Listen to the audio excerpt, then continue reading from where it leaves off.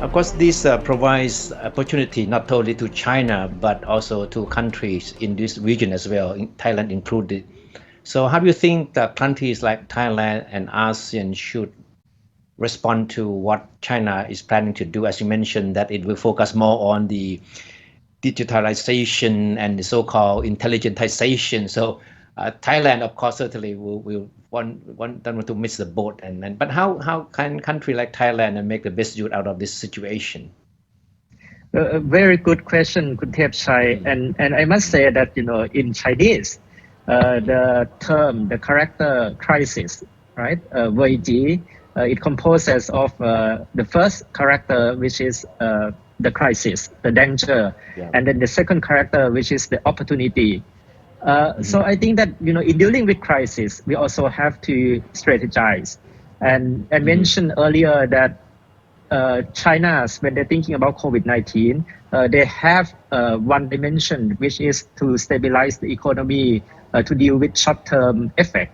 But they also have the long-term strategy in building basic foundation and infrastructure for the development of new technologies. And they even use the incident, the COVID-19, as a pressure to transform most sectors of the economy. During the SARS crisis, back in 2003, China uses this as an opportunity, right, to promote e-commerce. And I think that the e-commerce giants, Alibaba, JD.com, they all have history of big massive growth from the SARS period.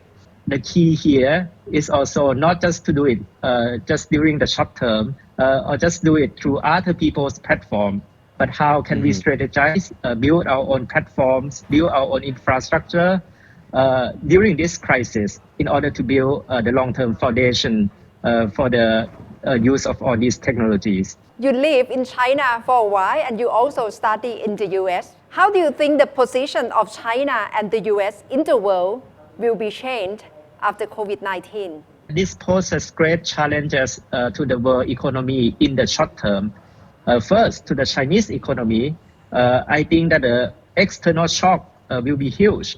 So even right now, when they start to recover from their pain of closing down businesses during the past 2 months, but still, the export sector, the global market is still not very optimistic. And then, we see all the global depression happening right now because of the economic situation all over the world. In terms of the geopolitical effect from this global crisis, I think that we still have to wait and see. First, how will the US manage and recover from this crisis? But I think at least one thing is quite sure is that we are seeing perhaps the end of American global dominance. Perhaps not the end of the US as the world superpowers. The US will be one of the world superpowers, but we see other superpowers sharing the US stage, including China, including Europe, including Russia and many other countries. And I think we see clearly from this pandemic that we don't see much of the US leadership, US global leadership in fighting the pandemic. And I think US is still struggling with its own domestic problem right now too. Yeah. The pandemic is certainly adding another negative turn to the Chinese-American relationship, right? And as we all know, the US, President Trump, to be more specific, is trying to hold China accountable for the outbreak of the virus. And this certainly has added a new dimension to their rivalry. So, Dr. Am, how do you think this will play out in their relationship long term? Kuntep Chai, we see that nationalism plays a big role in both countries. So we see that President Trump, he mentioned that it's China's virus. He stopped doing that right now.